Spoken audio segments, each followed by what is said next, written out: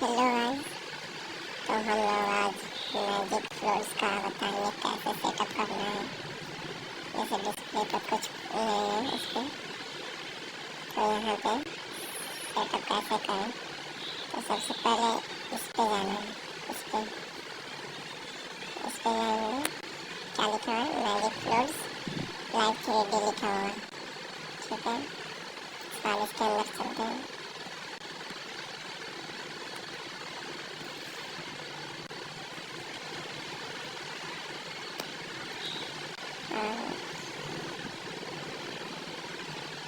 इसके अंदर चलेंगे।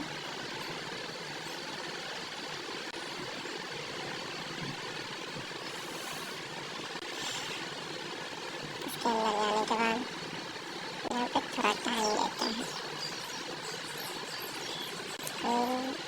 थोड़ा सा दिक्कत है, कर लेंगे, पूरा देगा पर चल जाए।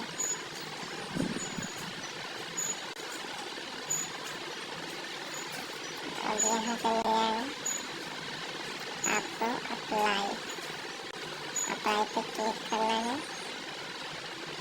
और इसके बाद चलेंगे अंदर।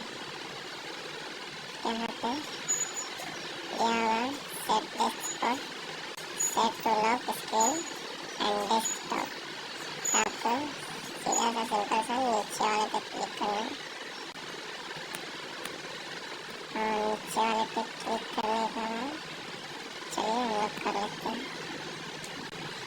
जैसे कि यहाँ से हो जाएगा और इसके बाद यहाँ से सीधा काटेंगे और देखिए हो गया।